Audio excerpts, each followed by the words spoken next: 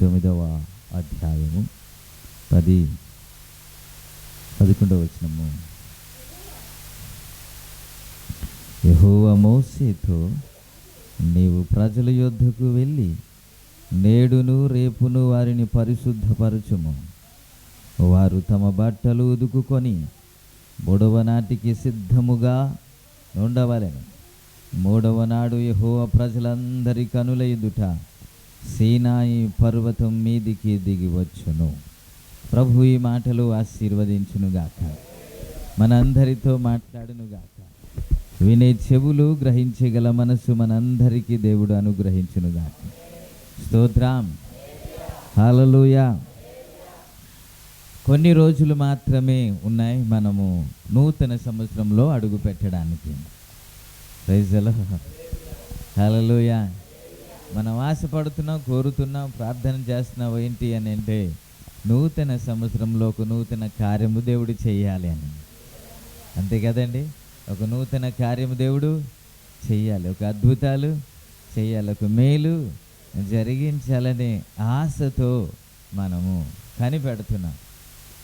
కాబట్టి ప్రభు మన జీవితంలో ఒక అద్భుత కార్యము చెయ్యాలంటే ఇప్పుడు చదువుకున్న లేఖనంలో ఏమని ఉంది అని అంటే, నేను దిగి రాబోతున్నాను, నేను మధ్యకు దిగి రాబోతున్నాను. కాబట్టి మీతో మాట్లాడబోతున్నాను, మిమ్మల్ని దర్శించబోతున్నాను, నేను సీనాయి పర్వతంకి దిగి రాబోతున్నాను. కాబట్టి మీరేం చేయాలి అని అంటే, అక్కడ మాట్లాడుతున్నమాట, మీ బట్టలు ఉదుకుకొని పరిశుద్ధపరచబడి 3వ నాటికి సిద్ధముగా ఉండాలి. Praise the lord.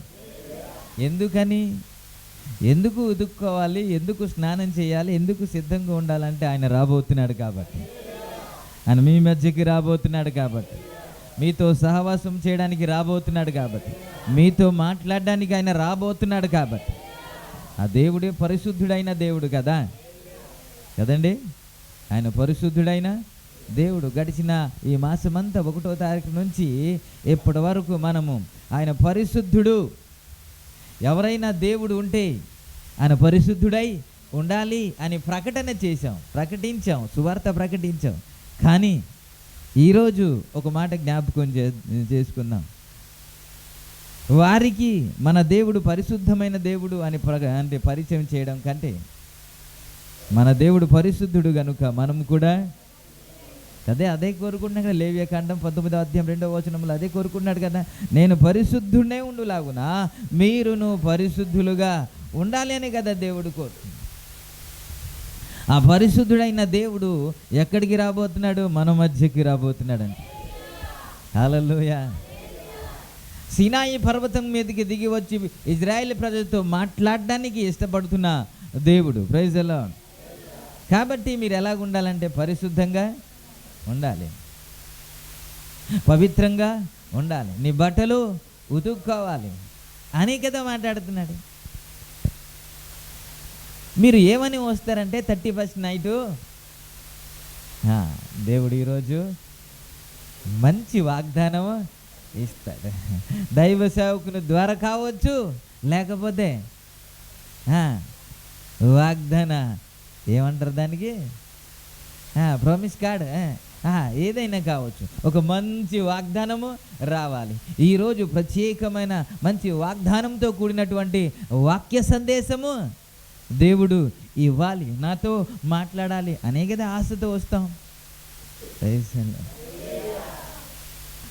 అలా ఆశతో ఎవరైతే ఉంటారో వారితో దేవుడు మాట్లాడాలంటే, దేవుడు చెబుతున్న మాట, నిజానికి దేవుడు దిగి వచ్చి ఆయన వారితో మాట్లాడలేడా? వారు ఎలాగున్నా మాట్లాడలేడా? పరిశుద్ధంగా ఉంటేనే మాట్లాడతాడా? పరిశుద్ధంగా ఉంటేనే దిగి వస్తాడా? ఎలాగైనా వస్తాడు, ఎలాగైనా మాట్లాడతాడు, ఎవరితోనైనా మాట్లాడతాడు కదా. కానీ ప్రత్యేకంగా ఇజ్రాయెల్ ప్రజలతో ఆ రోజు రాకముందు రాకముందు సీనాయి పర్వతంకు దిగక ముందు దేవుడు ఇజ్రాయెల్ ప్రజలతో, లేకపోతే మోసేతో మాట్లాడుతున్న మాట ఏంటంటే, నేను దిగి రాబోతున్నాను. Praise the lord. వారి మధ్యకి నేను దిగి రాబోతున్నాను. అక్కడ రాయబడిన నేడు రేపు నేడు రేపు మీరు సిద్ధంగా ఉండాలి. మూడో నాటికి కదా, నేడు రేపు మూడో నాడు అన్నమాట. ఎప్పుడెప్పుడు సిద్ధంగా ఉండాలి? ప్రస్తుతం సిద్ధంగా ఉండాలి. రేపు ఎలా జరుగుతుందో తెలియదు కాబట్టి రేపటికి సిద్ధపడి ఉండాలి. దేవుడు మూడో నాటికి రాబోతున్నాడు కాబట్టి ఆయన వచ్చేటప్పుడు కూడా సిద్ధంగా ఉండాలి. అదే కదా కోరుకునేది. ఈరోజు ఎలాగున్నామో అది కాదు కదా. ఈరోజు బాగానే ఉన్నాం, రేపు ఎల్లుండి ఆయన వచ్చేటప్పుడు. నిజానికి ఈ 10 మంది కన్యకలలో బుద్ధి లేని వారు అంటారు, కానీ వారు బుద్ధిమంతులేనండి. వారు కూడా ఎలాగంటారా, వారు దీపం వెలిగింది, వీరి దీపం వెలిగింది కదా. వారు వెయిట్ చేస్తున్నారు, వీరు కూడా వెయిట్ చేస్తున్నారు కదా.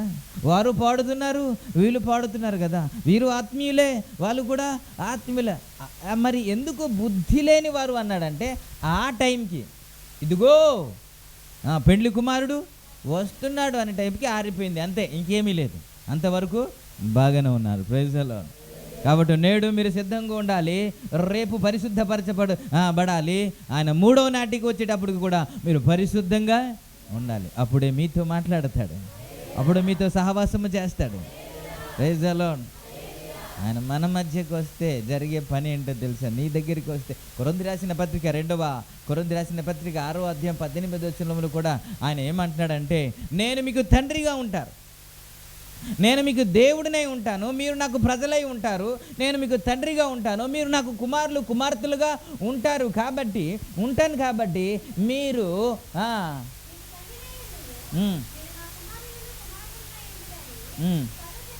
ఇంకా పై వచనంలో నేను దేవుణ్ణై ఉంటాను, మీరు నాకు ప్రజలే ఉంటారు. కాబట్టి మీరు వారిలో నుండి బయలువెడలి ప్రత్యేకముగా ఉండండి అన్న. స్తోత్రం, హల్లెలూయా. ఎక్కడికి రాబోతున్నాడు? మన దగ్గరికి రాబోతున్నాడు. ఆయన చెబుతున్నాడు వాటి, మీరు నాకు పిల్లలు, నేను మీకు దేవుణ్ణు, మీరు నా ప్రజలు. ఎవరు సార్ ఇలా భుజము తట్టి అంబానీ వచ్చి మా ఫ్రెండ్ అంటే ఎలా ఉంటుంది మీకు? అంబానీ ఒక 300 మంది సెక్యూరిటీతో వెళ్తూ ఉంటాడు కదా, ఎక్కడికి వెళ్ళినా సరే 100 మంది సెక్యూరిటీతో వెళ్తుంటారు కదా. అలాంటప్పుడు ఈయన్ని పిలిచి అమ్మమ్మ ఒకసారి రా అనేసి నా స్నేహితురాలు అంటే ఎలా ఉంటుంది కదా. ఒక మనిషే నా స్నేహితుడు, లేక ఒక ముఖ్యమంత్రి మావోడే అని అంటే చాలు మురిసిపోతాం కదా. వాడు క్రికెటర్ ఎవడో సైన్ చేశాడంటే, ఆటోగ్రాఫ్ ఇచ్చాడంట, ఆడు ఇంక స్నానం చేయట్లేదు, కడుక్కోవట్లేదంటే ఏసి రక్తమే జాయ్. కాబట్టి మనుషుల్నే ఇంత గౌరవిస్తే, మనుషులే మామూలు అంటే ఇంతగా మనం ఆనందిస్తే, దేవుడే చెబుతున్నమాట, నేను మీకు దేవుడిని, మీరు నాకు ప్రజలు. అంత మాత్రం పక్కన పెట్టకుండా, అంత మాత్రమే కాకుండా నేను మీకు తండ్రిని, మీరు నాకు బిడ్డలు. Praise the lord. ఎవరు సార్ అంటారు? ఏ మంచి ఉందండి? ఏ మంచి లేకపోయినా మంచి తండ్రి మనకి, నేను నీకు తండ్రిని అని చెబుతున్నాడు. ప్రైజ్ ది లార్డ్, హల్లెలూయా. కాబట్టి మీరు ఎలాగుండాలి? తండ్రికి తగ్గట్టు ఉండాలి, దేవునికి తగ్గట్టు ఉండాలి. అందుకే మీరు సామాన్య ప్రజలు కాదు, సామాన్యమైన మనుషులు కాదు, మీరు ప్రత్యేకంగా నీ ఆర్డినరీ కాదు, ఎక్స్ట్రాడినరీ అని చెబుతూ ఉంటారు కదా. మీరు మామూలు మనుషులు కాదండి, మీరు దేవాది దేవునికి చెందినవారు, పరిశుద్ధుడైన దేవునికి చెందినవారు, సర్వశక్తిని దేవునికి చెందినవారు. కాబట్టి ఆయనకి తగ్గట్టు ఉండాలి. Praise the lord. అందుకే చర్చికి వచ్చేటప్పుడు 300 చీరలు, 150 చుడిదార్స్, ఇస్త్రీ చేయలేని బట్టలు కాదు. మనం రాజులము. ఎవరండి? ఫంక్షన్కి వెళ్తే ఇదే వేసుకుంటారా? మెడలో ఏం లేకుండా 150 చీరలు, టీషర్టు, ఇలాగే వస్తామా? అక్కడ ఎవడు చూడకపోయినా పర్లేదు, ఇక్కడికి మన ప్రియుడు వస్తున్నాడు కదా, ఆయన చూస్తే చాలు కదా. కాబట్టి భార్యలు ఎవరి గురించి తయారవ్వాలి తెలుసా? మీ భర్తల గురించి తయారవ్వాలి. మీ భర్త చూసి మురిచిపోవాలి, కానీ ఎవడు చూసి మురిచిపోతే ఏం వస్తుంది మనకి? ఎవరు మురిచిపోవాలి? భలే ఉన్నామని ఎవరు మెచ్చుకోవాలి? నా ప్రియురాలా, నీ స్వరము వినబడనిమ్ము, నీ ముఖము కనబడనిము అని ఆ దేవుడే, ఆ దేవదేవుడే, ఆ ప్రియుడే మనకి అనాలి. కానీ ఇంకొకడంటే తేడా అయిపోద్ది. యేసు రక్తం వేచే. కాబట్టి మనం సిద్ధపడితే ఆయన గురించే సిద్ధపడాలి. మెచ్చుకునేటట్టు జీవించాలంటే ఆయన మెచ్చుకునేటట్టు జీవించాలి. కాబట్టి మనం ఎవరో ఆ దేవునికి చెందినవారు. కాబట్టి ఆయనకి తగ్గట్టు ఉండాలి. ఆయన ఎలా ఉన్నాడు మనం అలాగనే ఉండాలి. ఆయన పరిశుద్ధుడి కనుక మనం కూడా పరిశుద్ధుడై ఉండాలి. స్కిట్లో ఇలా మాట్లాడుతూ ఉంటారు, జోక్స్లు మీరు బాగా చూస్తారు కదా, జబర్దస్తులు అవన్నీ. కూతురు ఇలాగుందంటే కదా కదా చిన్న సౌండ్ వచ్చిందంటే నీకు అర్థమైంది. తల్లి ఇలాగుందంటే అని ఇలా డైలాగులు వేస్తూ ఉంటారు కదా. ఇది ఎందుకు చెప్పాను తెలుసా? ఏంటి జబర్దస్త్ మాట్లాడుతున్నాడు అనుకుంటున్నారా? కాదు, నన్ను బట్టి నా దేవుడు ఎవడో తెలియాలి కదా. వీడే ఇలా ఉన్నాడంటే వీడి దేవుడు ఎలాగుంటాడు అనే కదా తెలియాలా. వీడే పరిశుద్ధంగా ఉన్నాడంటే ఈ దేవుడు ఎలా ఉంటాడు, ఇంకా పరిశుద్ధుడుగా ఉంటాడు అని మన బట్టే అర్థమవుతాడు ఆయన. హల్లెలూయా. ఆయన దేవుడు ప్రేమ అయి ఉన్నాడు నిజమే, కానీ ఎలా తెలుస్తుంది అని అంటే నీవు ప్రేమించిన దాన్ని బట్టి ఆయన ప్రేమమయుడు అని తెలుస్తుంది. ఆయన క్షమించగలిగిన దేవుడు నిజమే, కానీ ఎలా తెలుస్తుంది ప్రజలందరికీ అని అంటే నీవు నేను క్షమిస్తేనే ఆయన క్షమించే దేవుడు అని తెలుస్తుంది. Praise the lord. కాబట్టి మన బట్టే ఆయన ఎవరో తెలుస్తుంది. వీరి దేవుడు మన వంటి దేవుడు కాదు. వీరి దేవుడు పరిశుద్ధుడు, వీరి దేవుడు నీతిమంతుడు, వీరి దేవుడు యథార్థవంతుడు అని తెలియాలంటే క్రైస్తవులందరూ నీతిమంతులుగా మారిపోవాలి, యథార్థవంతులుగా మారిపోవాలి, పరిశుద్ధులుగా మారిపోవాలి. అప్పుడే మన దేవుడు ఘనపరచబడతాడు. యేసయ్య కోరుకునేది అదే. నేను రాబోతున్నాను, ఇంకా మీ మధ్యకు రాబోతున్నాను, మీ దగ్గరికి నివసించడానికి రాబోతున్నాను. ఇంకా చెప్పనా, ఒక దైవ సేవకుడు, పెద్ద దైవ సేవకుడు మంచి ఎగ్జాంపుల్ చెప్పాడు. అది నాకు చాలా నచ్చింది.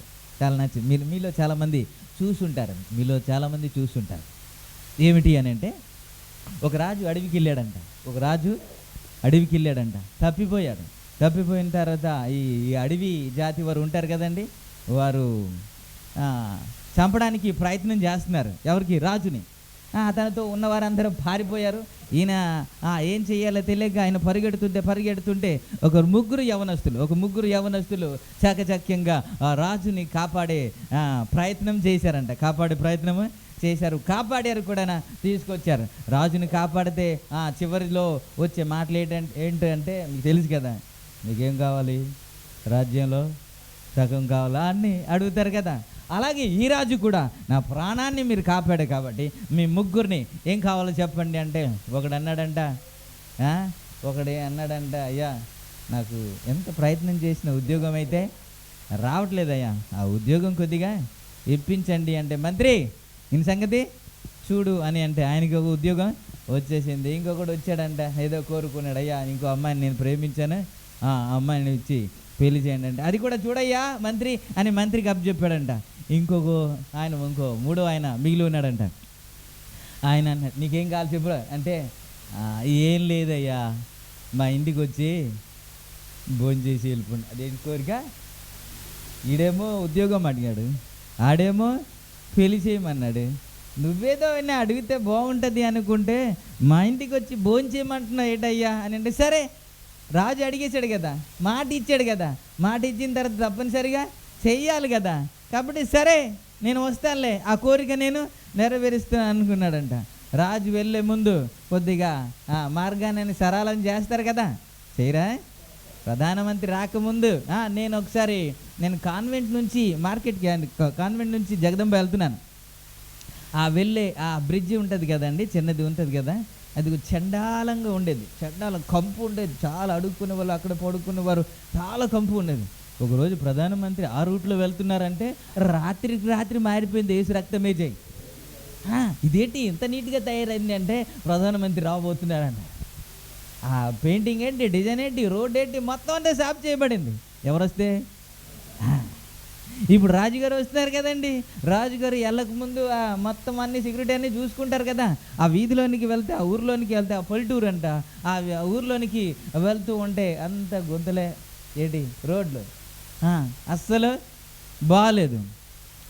మన రాజుగారు వస్తున్నారంటే ఈ ఈ ఈ మార్గంలో వెళ్ళడానికి కుదరదు, బాగోదు.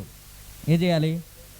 రోడ్ వేసాను, మొత్తం రోడ్డు అయిపోయింది. ఇంకా కొంచెం ముందుకు వెళ్ళారు. కొంచెం ముందుకు వెళ్తే అక్కడ ఇల్లు చూస్తే ఏమో పూరిపాక. ఏంటి? ఒక పాకిల్లు. ఏంటి? రాజుగారు ఈ ఇంట్లో భోజనం చెయ్యాలా? ఇల్లు మార్చేయండి అన్నారు. Praise the lord. సరే, రాజుతో పాటు సింగిల్గా రాజు వస్తాడా? కాదు కదా. రాజుతో పాటు కొంతమంది వస్తారు కదా. రాళ్ళు ఉండడానికి పక్కన ఏమైనా ప్లేస్ ఉండాలి కదా, అక్కడ కూడా కట్టండి అన్నాడంటే యేసు రక్తమే చేయి. ఈయన అడిగేదేంటి? ఆయన చేసేదేంటి? ఊర్లో ఏ అక్కర ఉందో ప్రతిదీ చేసి పడేసాడు. దేవునికి ఇష్టం. నేను ఎందుకు ఈ మాట చెప్తున్నానంటే, ఆయన దిగి వస్తే నీ పరిస్థితులన్నీ మార్చేస్తాడు. నీ దగ్గరికి వస్తే నీ పరిస్థితులన్నీ మార్చేస్తాడు. ఆయన రావాలి అని అంటే ఆయన కోరుకునేది ఒకటే, మనం చేయాల్సింది ఒకటే, పరిశుద్ధంగా ఉండడం. Praise the Lord. హల్లెలూయా. ఇప్పుడు నూతన సంవత్సరంలో దేవుడు నూతన కార్యం చేయాలని ఆశపడుతున్నాం కదా, మనం కూడా నూతన పరచబడాలి కదా. వద్దా? పాతవి గతించెను అనే చదువుతాం, కానీ ఇందులో పాతవి వెళ్ళిపోయింది, సమస్తము కొత్తది వచ్చింది అనే కదా మనం చెప్పాలి. అలా అడుగు పెడితే కదా దేవుడు కార్యం చేస్తాడు. కాబట్టి ఎవరికి ఏ విరుద్ధంగా ఉన్నా ఏం చేయాలి చెప్పండి సార్? నన్ను అలా అంటదా 1948లోనే కదా. అసలు ఇంత మేలు గురించి ఎవడు గుర్తుపెట్టుకోడండి. కీడు గురించి మాత్రము ఆ మనిషిని చూడగానే ఇట్టే లైవ్లో పిక్చర్ కనబడినట్టు కనబడుతుంటారు. ఆ రోజు ఎప్పుడు రేపు నిన్న అంటే నిన్న కాదు, ఎన్నో సంవత్సరాలు అయిపోయింది. యేసు రక్తమే చేయి. అవన్నీ మర్చిపోవాలి, అవన్నీ క్షమించాలి. Praise the lord. ఒకరినొకరు క్షమించుకోవాలి. నేను ఎవరికి తప్పు చేయలేదంటారా? ఎవరికి తప్పు చేయలేదంటారా? మీరు తప్పు చేయకపోయినా సరే ఇంకో మాట మీకు జ్ఞాపకం ఉంది, ఈ పరిశుద్ధత అనే మాట వచ్చింది కాబట్టి నేను కూడా పరిశుద్ధపరచబడాలి కదా, లేదా కదా, నేను కూడా శుద్ధి చేయబడాలి కదా. కాబట్టి ఈ సంవత్సరం అంతా దేవుడు నాకు మీ మధ్య పరిచర్య చేయడానికి అవకాశము ఇచ్చాడు. చివరి ఆదివారం లోనికి మనం వచ్చాం. కొన్ని దినాలు అయితే మనం నూతన సంవత్సరంలో అడుగు పెడతాం. హల్లెలూయా, హల్లెలూయా. ఆదికాండం 17వ అధ్యాయంలో ఆయన మాట్లాడుతూ ఏమన్నాడంటే, అబ్రహాముకు 99 సంవత్సరాలు వచ్చినప్పుడు అని ఒక ఇయర్ని మెన్షన్ చేశాడు. అబ్రహాంకు 99 సంవత్సరాలు వచ్చినప్పుడు యెహోవా అతనికి ప్రత్యక్షమై, నేను సర్వశక్తి కలిగిన దేవుడను, నా సన్నిధిని నడుచుచు నిందారహితుడుగా ఉండుము అన్నాడు. ఇప్పుడు చెప్పండి, ఏ తప్పిదమ్ము చేశాడు అబ్రహాము? ఏ పొరపాటు చేశాడు అబ్రహాము? ఏమి చెబితే అదే తూచ తప్పకుండా చేసేవాడు కదా అబ్రహాము.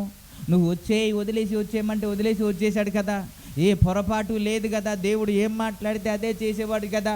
కానీ 99 సంవత్సరాలు అని అంటే ఏంటో తెలుసా?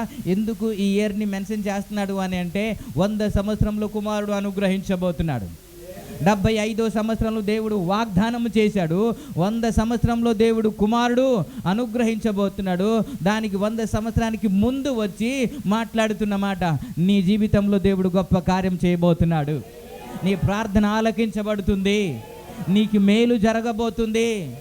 కాబట్టి ఏవి చేయాలి అని అంటే, నా సన్నిధిని నడుచుచు నిందారహితుడుగా ఉండాలి. ఏ నింద లేకుండా ఉండాలి. నీ జీవితంలో ఒక అద్భుత కార్యము దేవుడు చేయడానికి వెళ్ళినప్పుడు మనము చేయాల్సింది ఏంటంటే, మనం ఎలాగున్నా ఆయన చేయగలడు కదా. మనం ఎలా బ్రతికినా ఆయన అద్భుతాలు చేయగలడు కదా. మనం ఎలా బ్రతికినా సరే వాగ్దానాన్ని నెరవేర్చగలడు కదా. మనం దూరంగా ఉన్న ఆయన చేయగలడు కదా. కానీ దేవుడు మాట్లాడుతూ ఏమన్నాడంటే, దేవుడు అబ్రహాము వాగ్దానము పొందడానికి దగ్గర అయినప్పుడు దిగి వచ్చేసాడంట. Praise the Lord. హల్లెలూయా. వాగ్దానం తప్పిపోతాడేమో అని వాగ్దానము పొందకుండా ఏమైనా పొరపాటు చొరబడుతుందేమో అని అబ్రాహాము దగ్గరికి దిగి వచ్చి, అయ్యా నువ్వు నిందారహితుడుగా ఉండాలయ్యా, ఏ పాపం లేనివాడుగా ఉండాలయ్యా, పరిశుద్ధుడుగా నువ్వు ఉండాలయ్యా, యథార్థంగా ఉండాలయ్యా, ఎందుకంటే ఈ సంవత్సరం దేవుడు కార్యం చేయబోతున్నాడు. Praise the lord. మీరు అంటారేమో, అయ్యా వచ్చే సంవత్సరం 26లో గొప్ప వింత కార్యాలు జరగబోతుందని, శ్రమలు రాబోతుందని, కష్టాలు రాబోతుందని, వైరస్ రాబోతుందని అనేక మంది ప్రవచిస్తున్నారు కదా, మీరేంటి వచ్చే సంవత్సరం దేవుడు నీ జీవితంలో కార్యము చేయబోతున్నాడు అని అంటున్నారు, ఇది ఎట్టా సాధ్యము అంటారేమో. దేవునికి స్తోత్రం. కరోనా లాంటి గొప్ప గొప్ప ఏవి వచ్చినా, వైరస్ వచ్చినా, కష్టాలు వచ్చినా, ఇబ్బంది వచ్చినా, విపత్తు వచ్చినా సరే ఏలియాని కాపాడినట్టు కాపాడగలిగిన సమర్థుడు మన దేవుడు. పక్కనేమో అనేక మంది చనిపోతున్నారు, కరువుకి అల్లాడిపోతున్నారు, ఆహారం లేదు. కానీ అదే దేశంలో కాకులతో పోషించిన దేవుడు నీ దేవుడు. Praise the lord. ఆయన ఏదైనా చేయగలడండి, ఏదైనా. అందుకే కీర్తనకారుడు అంటాడు, 1000 మంది పడినను, 10,000 మంది కూలినను అపాయము నీ యొద్దకు. వారు చనిపోవచ్చు, నీ పక్కన 1000 మంది పడిపోవచ్చు, నీ కుడి పక్కన 10,000 మంది కూలిపోవచ్చు, వారికి నష్టం రావచ్చు, వారికి అనారోగ్యం రావచ్చు, కానీ నీ మీదికి ఏది రాకుండా కాపాడి దేవుడు నీ దేవుడు. Praise the lord. అందుకే ఇప్పటి వరకు చేసిన నీ ప్రార్థన దేవుడు ఆలకించాడు. ఈ సంవత్సరం ఏమిటి అంటే, నూతన సంవత్సరం ఏంటి అంటే, నీ జీవితంలో నీ ప్రార్థన నెరవేర్చే సంవత్సరం, నీ జీవితంలో మేలు చేసే సంవత్సరం, నీ జీవితంలో అద్భుతాలు చేసే సంవత్సరం. కాబట్టి మనము నిందారహితుడిగా జీవించాలి. Praise the lord. ఈడు అలాంటోడరా, ఇతను ఇలాంటోడరా అని అడగడానికి వీల్లేదు. ప్రభునామానికి మహిమ కలుగున. నా యేసయ్య ఎలా బ్రతికాడో తెలుసండి. యోహాను సువార్త 8వ అధ్యాయము 46వ వచనంలో ఏమని ఉంటుందంటే, నాలో పాపం ఉన్నదని మీలో ఎవరైనా స్థాపించగలరా అని సవాలు చేసిన దేవుడే నీ దేవుడండి. హల్లెలూయా. మరి తన బిడ్డలు ఎలా ఉండాలని కోరుకుంటాడు, తన బిడ్డలు కూడా ఒక డాక్టర్, తన కుమారుడు డాక్టర్ అవ్వాలని కోరుకుంటున్నాడు కదండి. ఒక ఇంజనీర్ తన కుమారుడు ఇంజనీర్ అవ్వాలని కోరుకుంటున్నాడు కదా. పరిశుద్ధుడైన దేవుడు తన బిడ్డలు పరిశుద్ధంగా ఉండాలని ఎందుకు కోరుకోడు? స్తోత్రం అంటలేదు. హల్లెలూయా. కాబట్టి ఆ పరిశుద్ధుడైన దేవునికి చెందిన మనము పరిశుద్ధులుగా ఉండాలి, నిందారహితులుగా ఉండాలి. అనేక మంది నేరారోపణ చేస్తున్నారు.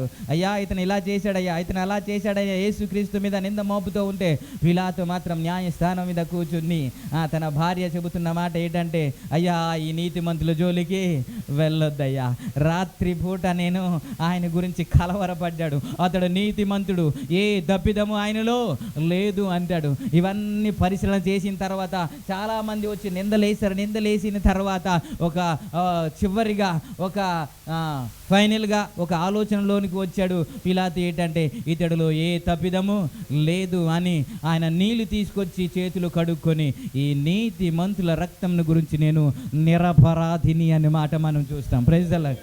హల్లెలూయా. వ్రేలెత్తి చూపించడానికి కూడా ఎవరికి ధైర్యము చాలేని విధంగా నా యేసయ్య జీవించాడు. Praise the lord. మీరు అంటారేమో, ఆయన దేవుడు కాబట్టి ఆయన అలా జీవించగలిగాడు, మేమైతే మనుషులు కదా అని అంటారేమో. ఆయన కూడా శరీరంలోనే ఉన్నాడు కదా, ఆయన మనిషి పోలికలో ఉన్నాడు కదా, ఆయన శరీరము ధరించుకున్నాడు కదా, నీకు నాకు లాగా అన్ని శ్రమలు అనుభవించాడు కదా. హెబ్రీ గ్రంథకర్తలు అంటాడు, మనం ఎలాగైతే శ్రమలు అనుభవించావు, ఎలాగైతే శోధించబడ్డావు, ఆయన కూడా అలాగే శోధించబడ్డాడు, కానీ పాపమైతే ఆయన చెయ్యలేదు. దేవునికి స్తోత్రం. హల్లెలూయా. తన బిడ్డలు కూడా అలాగే జీవించాలని ఆశపడుతున్నాడు. అబ్రహాం తప్పిపోతాడేమో, ఆయన నిందారహితుడిగా జీవించకుండా, వాగ్దానాన్ని పొందకుండా ఆగిపోతాడేమో అని దేవుడే దిగి వచ్చి మాట్లాడుతున్నాడు. సమయం ఆసన్నమైంది. ఈ సంవత్సరం నూతన కార్యము నీ జీవితంలో చేయబోతున్నాడు, నీ కుటుంబంలో చేయబోతున్నాడు. నువ్వు ఏదైతే ఇంతవరకు ప్రార్థన చేశావో, ఎందుకైతే నువ్వు వేడుస్తున్నావో, దాని కొరకు జవాబు ఇవ్వబోతున్నాడు ఈ సంవత్సరం. Praise the lord. ఆయన చేయగలరా లేదా అంటే చేస్తాడు, కానీ నీవు నేను చేయాల్సింది ఒకటి ఉంది, నిందారహితులుగా జీవించాలి. Praise the lord. పరిశుద్ధంగా జీవించాలి. మోసేతో మాట్లాడుతున్నా, నేను దిగి రాబోతున్నాను కాబట్టి ఇజ్రాయెల్ ప్రజలకి చెప్పు వారు బట్టలు ఉతుక్కోవాలి అనేసి. ఆనాడు ఏమో శరీర శుభ్రత అయితే, ఈనాడు ఏమో ఏం చేయాలి? ఆత్మశుద్ధి కదా. హల్లెలూయా, హల్లెలూయా. రేపు ఎల్లుండి అవతల నాడు సోమవారం, మంగళవారం, బుధవారం 3 రోజులు 7 నుంచి మ్యాక్సిమం 9 గంటల వరకు ప్రార్థన ఉపవాస కూడిక ఉంటుంది. ఇక్కడ ఉపవాస కూడిక ఉంటుంది. సంఘమంతా రావాలి. రేపు అద్భుతమైన సందేశం మీకు అందిస్తాను. ఉపవాసం ఎందుకు ఉండాలి, ఎవరు ఉండాలి, ఉంటే ఏమవుద్ది, ఉపవాసం అంటే ఏమిటి అనేది రేపటి దినాన అద్భుతమైన సందేశాన్ని మీకు అందిస్తాను. అందరినీ తోడుకొని రండి. ఉపవాస కూడికలో అందరూ ఉండాలి. మనము అడుగు పెట్టినప్పుడు, నూతన సంవత్సరంలో అడుగు పెట్టినప్పుడు ఉపవాసముతో అడుగు పెడదాం. Praise the lord. మీరు చేయలేరా, అది మీ ఇష్టం.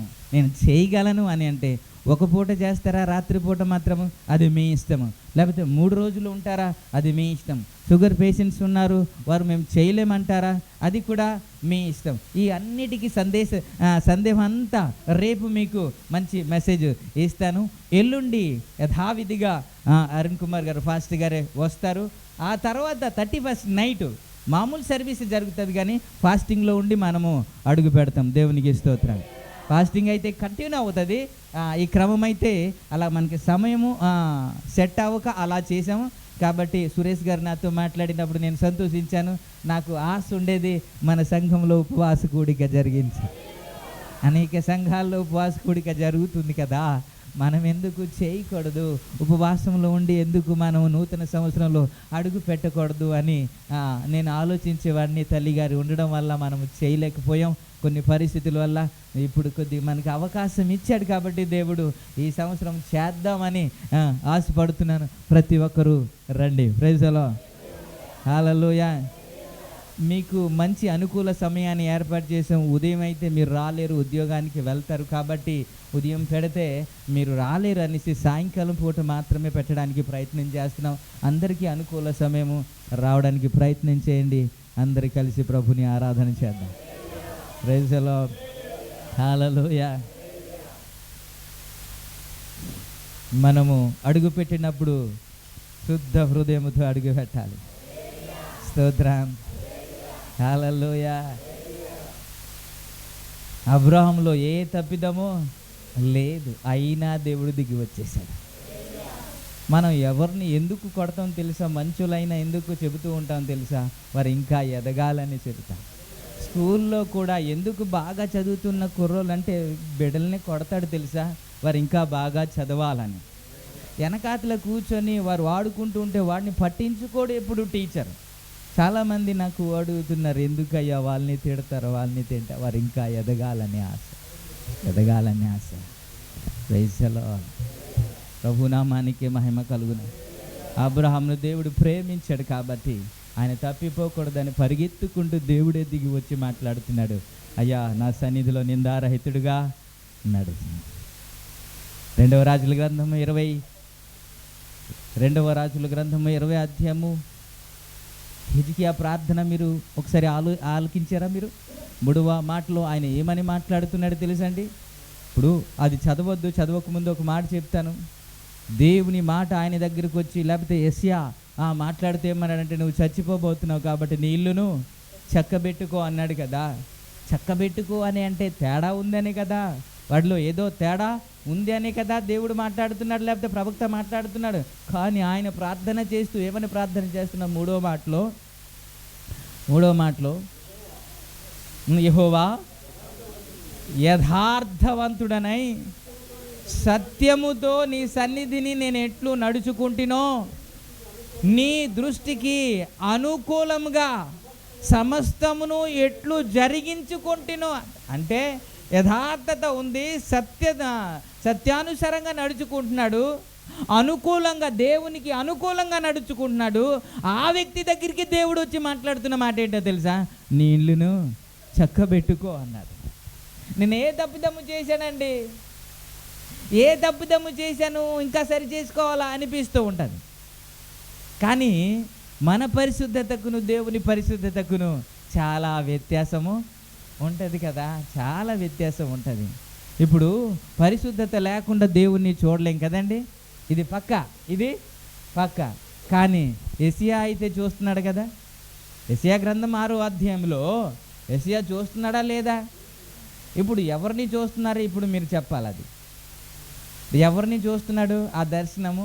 ఇప్పుడు మీరు చదవండి 1వ అధ్యాయం నుండి. రాజైన ఉజ్జియా మృతి నొందిన సంవత్సరమున అత్యున్నత సింహాసనమందు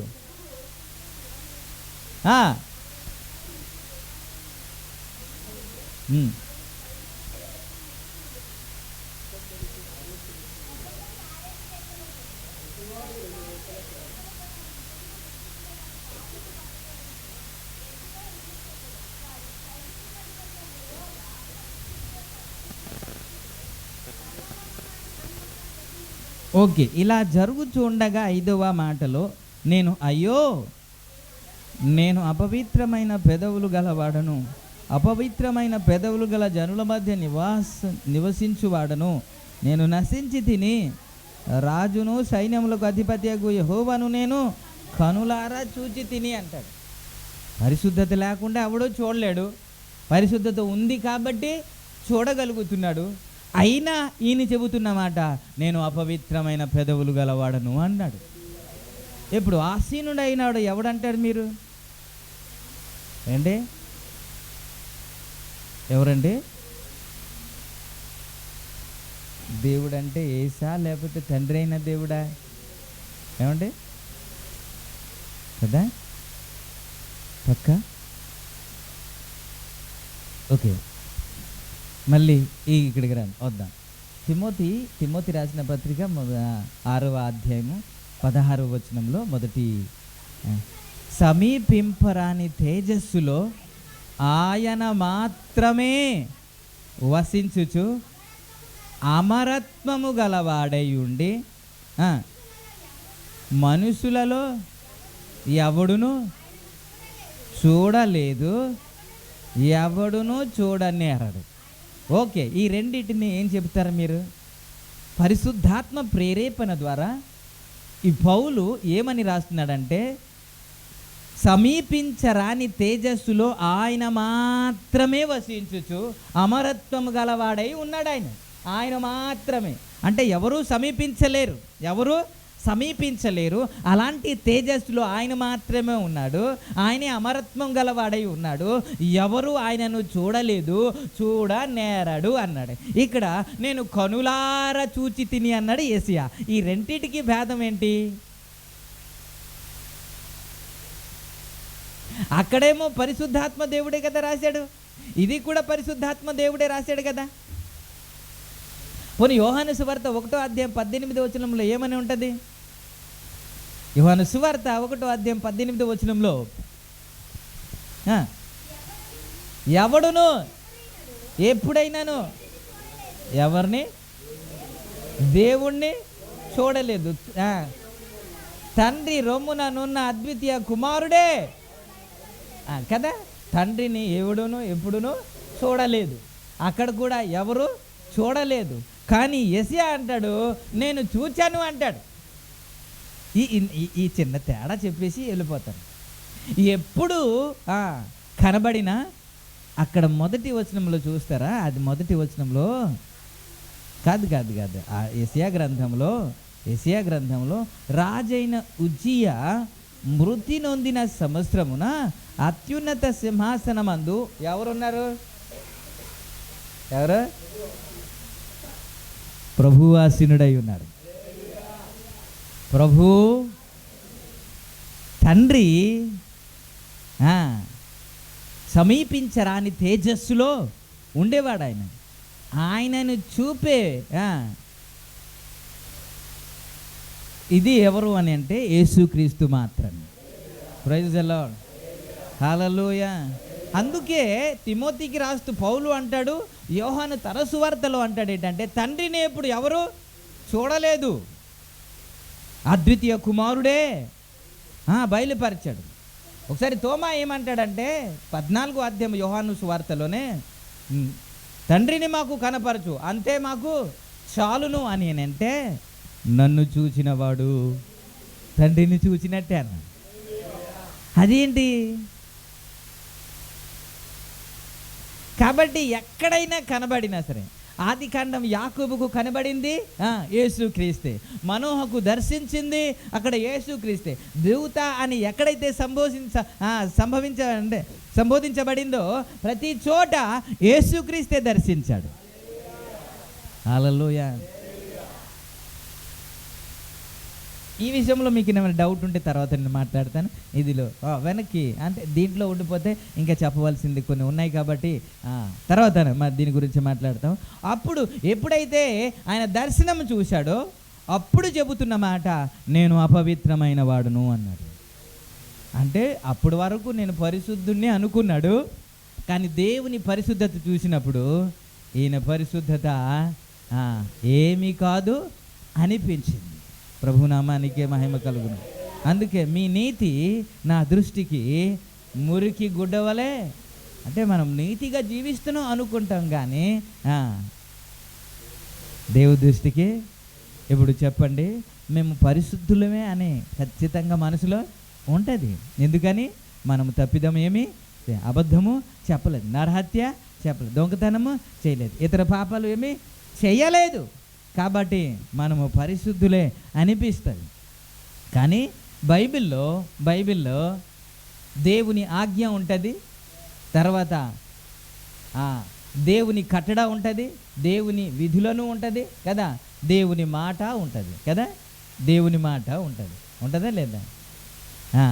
ఈయన మాటల చొప్పున అన్నమాట. మీరు చదివారా? ఈయన మాటల చొప్పున 7వ అధ్యాయము మత్తయి సువార్త 24 ఒకసారి చదువుతారా?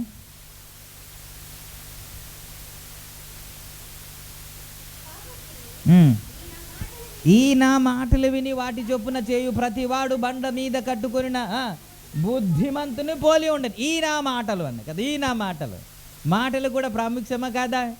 యేసయ్య కొన్ని మాటలే ఏమిటి, మత్తయి సువార్తలో వ్రాయబడిన మాట అన్ని మాటలే కదండి. అవన్నీ చెయ్యాలా వద్దా? ఖచ్చితంగా చెయ్యాలి. మనము దేవుని ఆజ్ఞనే పాటిస్తున్నాం. నిర్గమకాండము 20వ అధ్యాయంలో వ్రాయబడిన ప్రతి ఆజ్ఞను మేము పాటిస్తున్నాము అని అంటే ఈ మాటలేంటి?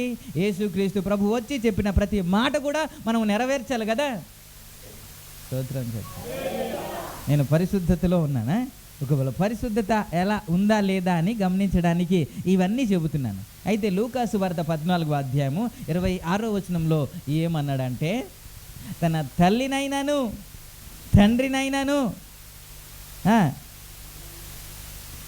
తీసారా? 14వ అధ్యాయము 26వ వచనం, ఎవడైనాను నా యొద్దకు వచ్చి తన తండ్రిని, తన తల్లిని, తన భార్యను, తన పిల్లలను, తన అన్నదమ్ములను, తన అక్క చెల్లెలను, తన ప్రాణమును సహా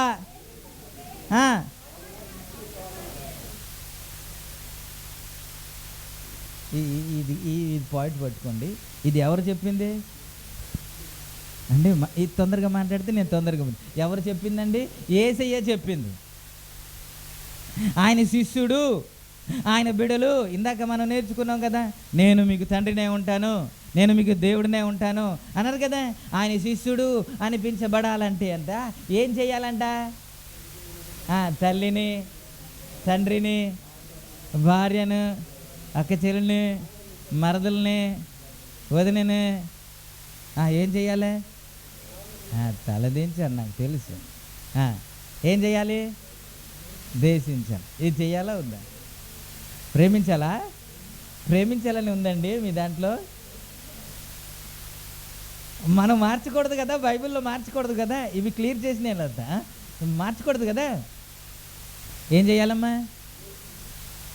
వేసిస్తేనే అన్నాడా పక్క. ఇప్పుడు ఇంకోటి, మత్తయి సువార్త 19వ అధ్యాయము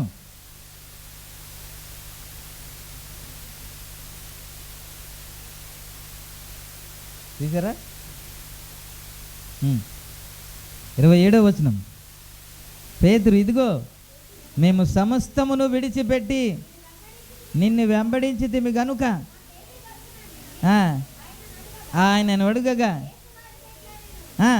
ప్రపంచ పునర్జన్మమందు మనిషి కుమారుడు తన మహిమగల సింహాసనం మీద ఆసీనుడై ఉండినప్పుడు నన్ను వెంబడించిన మీరును 12 సింహాసనం మీద ఆసీనుడై. ఓకే ఓకే ఓకే ఈ రెండు మనం కొంచెం ఆలోచిద్దాం. మీకు బాగా జ్ఞానం ఉంది కాబట్టి, వాక్య జ్ఞానం ఉంది కాబట్టి మీకు మీ దగ్గర నుంచి కొన్ని నేర్చుకోవాలని నేను ఆశపడుతున్నాను. దేవుడేమో నీ తల్లిని, నీ తండ్రిని, నీ అక్క చెల్లిని అందరినీ ద్వేషిస్తే నాకు శిష్యులు అన్నారు. ఇప్పుడు పేతురు ఏమంటున్నాడు? అయ్యా నీ గురించి సమస్తాన్ని, భార్యను, పిల్లల్ని, ఆస్తిని అన్నిని వదిలేసాం, మాకేంటి అని అంటే మాకేంటి అని అంటే వెంటనే యేసయ్య ఒక వాగ్దానం ఇచ్చేశాడు. పునర్జన్మమందు నేను సింహాసనం మీద కూర్చుని ఏలుచుండగా మీరు కూడా 12 మంది 12 సింహాసనం మీద కూర్చుని 12 గోత్రములకు తీర్పు తీర్చేశాడని వాగ్దానం చేశాడు. ఇప్పుడు నేను అంటాను, సమస్తమును విడిచిపెట్టి అని పేతురు అన్నాడు కదా, ఏవేవి విడిచిపెట్టాడు? ఏవేవి ద్వేషించాడు? ఏవేవి విడిచిపెట్టాడు? ద్వేషించడం అంటే విడిచిపెట్టడమే అనుకుందాం, అంతేనా? ఏటేటి విడిచిపెట్టాడు చెప్పండి. ధనమా? ఒకటి ధనము, ఆస్తి, భార్య పిల్లలు, ఏమండి, వాడలు,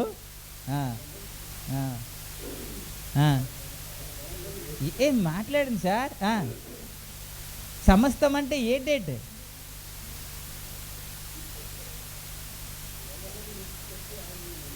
వల ఒకటండి. ఏంటేంటి? భార్య, పిల్లలు, బంధువులు, రక్త సంబంధులు, అన్న చెల్లెలు. ఇప్పుడు ఏసే మాట్లాడినట్టు అన్న చెల్లెలు, అక్క, బావ, చెల్లి, మరుదులు, ఇవన్నీ కలిసి వస్తుందా? రాదండి. మాట్లాడండి సార్, ఇది క్లియర్ చేసి వెళ్ళిపోదాం. అన్నీ వదిలేసాడా? మేము సమస్తమును విడిచిపెట్టి అన్నాడు కదా. సమస్తాన్ని విడిచిపెట్టి అంటే ఎరా నువ్వేం విడిచిపెట్టావురా అని ఒక్కొక్కటి కానీ కొదువు ఉంటే యేసయ్య మాట్లాడాలి కదా. యేసయ్య మారు మాట మాట్లాడకుండా వాగ్దానాన్ని ఇచ్చాడు కదా.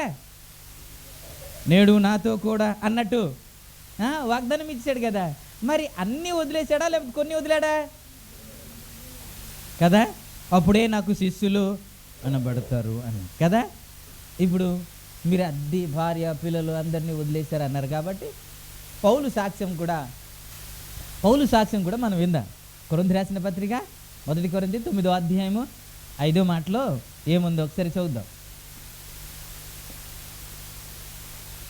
9:5 తక్కిన అపోస్తుల వలెను, ప్రభు యొక్క సహోదరుల వలెను, కేఫ వలెను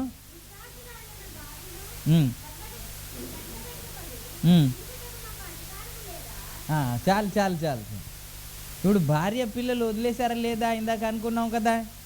ఇప్పుడు పౌలు ఏమంటున్నాడు? నాకేమైనా స్వేచ్ఛ లేదనుకుంటున్నారా? శిష్యులు వలె, తక్కిన శిష్యులు వలె. కేఫా అంటే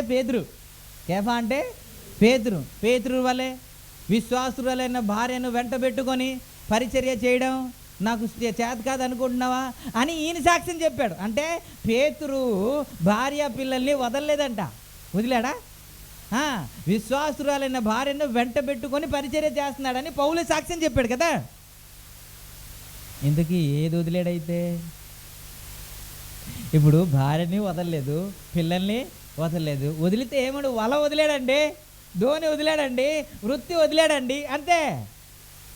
ఏం వదిలాడు? పిల్లల్ని. ఇప్పుడు భార్యని వెంట పెట్టుకొని వచ్చి పిల్లల్ని వదిలేస్తారా? లేదు కదా. మరి వీరందరూ ఉన్నారు కదా. మరి మేము సమస్తాన్ని విడిచిపెట్టి అన్నారు కదా. దానికి లింక్ సింక్ అవ్వట్లేదు కదా. ఏసు రక్తమే చేయి. హల్లెలూయా. భార్య ఉంది, పిల్లలు ఉన్నారు, అన్నీ ఉన్నారు. కానీ యేసయ్య చెప్పిన మాట ఏంటి? నన్ను ద్వేషిస్తేనే కానీ. ఇప్పుడు 10వ అధ్యాయము, మత్తయి సువార్త 10వ అధ్యాయము 37 చదువుకుందామా.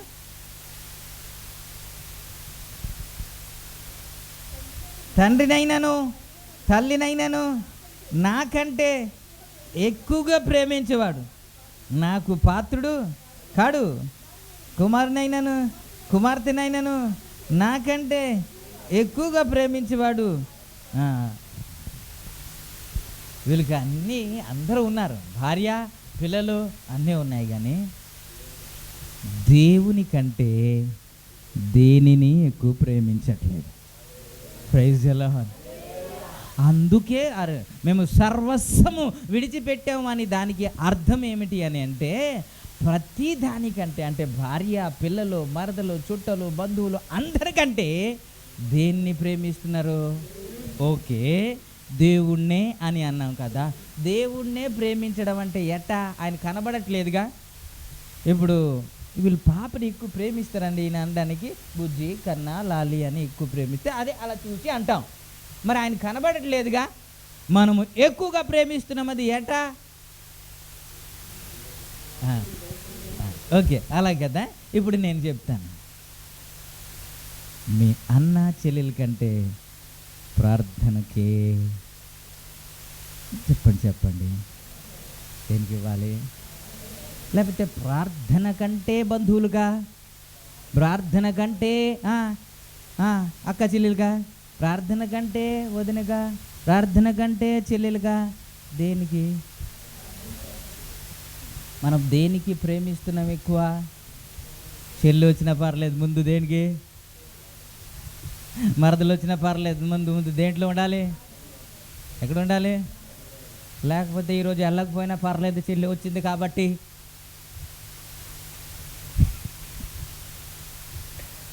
దేనికి ప్రేమిస్తున్నా? ఇది దేవుని మాటే కదండి. ఈ మాట పాటించకపోతే పరిశుద్ధత వస్తుందా? ఆజ్ఞ అతిక్రమమే పాపము కదా. మనకు సులువుగా చిక్కులు పెట్టే పాపం అని మనం చదువుతుంటాం కదండి. మన చేత పాపము అని కూడా అనిపించకుండా చేయించిందే సులువుగా చిక్కులు పెట్టే పాపం. Praise the lord. నీకు ఏమనిపించదు, అమ్మో అంత దూరం నుండి వచ్చింది కదా, చెల్లి వచ్చింది కదా, మరదలు వచ్చింది కదా, అయ్యో బాబో ఉండకపోతే ఎలాగండి, తిప్పకపోతే ఎలాగండి అనిపిస్తుంది. వీళ్ళు అలాంటి వారు కాదంట. వీళ్ళు ఎలాంటి వారు అని అంటే, భార్య పిల్లలు అందరినీ సమస్తమని విడిచిపెట్టి అని దేనికి అంటున్నాడంటే, ప్రార్థన అనగానే అన్ని పక్కన పెట్టేసి పరిగెట్టేవారండి వీళ్ళు. ఆత్మీయత గురించి ప్రాణమైన పోగొట్టుకోవడానికి ఇష్టపడేవారండి వీళ్ళు. అందుకే వారితో నేను సర్వస్వం విడిచిపెట్టేశాం, దేనిని మేము ప్రాధాన్యత ఇవ్వలేదు.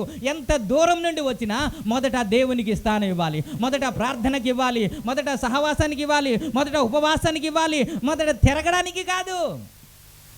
మిగతావన్నీ రేపు చెప్తారు, మిగతావన్నీ రేపు రండి మంచి సందేశాన్ని ఇస్తాను. కాబట్టి వీరు ధైర్యంగా మాట్లాడుతున్నారు. మనం చెప్పగలమా అంటే లేదే చలి ఎక్కువైతే ఆలస్యంగా వస్తాం కదా. అరే నాకు ఒక బాధ్యత ఇవ్వబడింది, నేను పరిగెత్తుకుంటూ వెళ్ళాలి, నా స్థానంలో ఇంకొకడు ఉండకూడదు అని పరిగెత్తి వచ్చే ఇది లేదు కదా. అవి ఉంది కాబట్టి పేతురు మాట్లాడుతాను, నేను సర్వస్వాన్ని విడిచిపెట్టేశాను, అందరినీ పక్కన పెట్టేశానయ్యా, నిన్నే ప్రేమించానయ్యా, నీకంటే ఎక్కువ నాకు ఏది కాదు అన్నాడు. అందుకే తల్లినైనాను తండ్రినైనాను అక్కచెల్లైనాను ఎవరినైనా ద్వేషించకపోతే, ద్వేషించడం అంటే నువ్వు అక్కర్లేదు నా తల్లి వద్దు అని కాదు, దానికి అర్థం అది కాదు. తల్లిని తండ్రిని సన్మానించాలి అని కదా అదే దేవుడు చెబుతున్నాడు, సన్మానించాలి. కానీ దేనికంటే బంధువుల్ని మనం ప్రాధాన్యత ఇవ్వకూడదు. అలాగని చెల్లిని ప్రేమించకూడదా, ఆదరించకూడదా, వారిని మర్యాద ఇవ్వకూడదా? దేవుడు అది ఎప్పుడు చెప్పలేదు కదా, చెయ్యాలి. కానీ ప్రార్థన సమయంలో అలా చేయకూడదు. ఇప్పుడు చెబుతాను, మూడు గంటలు లేచి ప్రార్థన చేస్తున్నాం కదా, చుట్టాలు వచ్చేటప్పుడు ఏమైనా భంగం కలిగిందా? భంగం కలగలేదా? కలిగిందా? పిలుస్తుంటే కూడా పలకరించకుండా ఉన్నామా? లేకపోతే ఆ రోజే ఎక్కువగా ప్రార్థన చేసామా? కదా, దేనికి ప్రాధాన్యత ఇచ్చాం? మీరేమంటారంటే మాకే తగిలింది, పడిపోయింది. శాస్త్రులు సద్దుకాయలు అలాగే అనేవారు, ఇది మాకే చెప్పాడు. ఆ కోణంలో మీరు ఎందుకుంటారు? ఆ జాతికి చెందిన వారు ఎందుకుంటారు? మీరు వాళ్ళు సద్దుకాయలు, శాస్త్రులు, పరిచయాలు, వాళ్ళు ఎప్పుడు తప్పు పట్టడానికి వచ్చేవాడు ఇది మాకే అంటాడు, మాకే వాళ్ళు అనుకునేవారు. మీరెందుకు అనుకుంటారు? ఏసు రక్తమే చేయి. నేను మీరు ఎలా తిరుగుతారో, ఎలా జీవిస్తారో, ఎలా ప్రవర్తిస్తారో నాకు అనవసరం, ఈ పర్సనల్ గురించి నేను మాట్లాడను. కానీ పరిశుద్ధత అంటే ఆజ్ఞ మాత్రమే కాకుండా ఆయన మాట కూడా పాటించాలి కదా. ఆయన మాట ఏం చెప్పాడంటే ప్రతి దానికంటే దేవుణ్ణే ప్రేమించాలి, దేవుని సన్నిధిలే ప్రేమించాలి. దేవుని కంటే ఏది ముఖ్యమో కాదు. అది నీ అన్న అయినా, నీ తల్లి అయినా, నీ చెల్లి అయినా, చాలా రోజులకు వచ్చినా ఏం చేసినా నువ్వు దేవుణ్ణే ప్రేమించాలి అనేదే సిద్ధాంతం, ఇంకొకటి కాదు. అది చెబుతున్నాను అంతే. ఇది దేవుని మాట నేను వివరిస్తున్నానంటే నా మాట అని మీరు నా మీద సీరియస్ అయిపోతున్నారని. యేసు రక్తమే చేయి. హల్లెలూయా. అలా మనము నెక్స్ట్ ఇయర్లో ప్రవేశిద్దాం. ఈ సంవత్సరం అంతా పడుకొని లేచి ప్రార్థన చేశాం. ఈ సంవత్సరం అలా ఉండడానికి వీల్లేదు. కొంత మార్పు చెందుదాం. Praise the lord. మన ప్రార్థనలో మార్పు రావాలి, మన ప్రవర్తనలో మార్పు రావాలి, మన మాటల్లో మార్పు రావాలి, మన ఉద్దేశంలో మార్పు రావాలి. ఒక నూతన కార్యం మన జీవితంలో దేవుడు చేయాలి. పరిశుద్ధుడనే దేవుడు మనలోనికి వచ్చేయాలి, మన కుటుంబంలో నివసించడానికి దిగి వచ్చేయాలి. అతి రీతిగా మనం తయారైపోవాలి. అతి రీతిగా పరిశుద్ధాత్మ దేవుడు మనకి తయారు చేయాలంటే ఆయనకి మనం అవకాశము ఇవ్వాలి. Praise the Lord. హల్లెలూయా. కొన్ని మంచి కార్యాలు, అందుకే సామెతల గ్రంథంలో ఏమన్నాడంటే ఒకని దృష్టికి సరైనదిగా కనబడు మార్గము కలదు, కానీ తుదకు ఎక్కడికి నడిపిస్తుంది? ఎక్కడికి? మరణానికి నడిపిస్తుంది. మనం చేసింది మంచి అనిపిస్తుంది, తప్పేమీ కాదు కదా అనిపిస్తుంది, కానీ అది దేవుని దృష్టికి సరైనది. ఆ విధంగా జీవించాలని, అలా పరిశుద్ధంగా జీవించాలని, పరిశుద్ధంగా మనం దేవుని సన్నిధిలో అడుగు పెట్టాలని నా ఆశ. ప్రభు ఈ మాటలు ఆశీర్వదించును గాక. కళ్ళు మూసుకుందాం.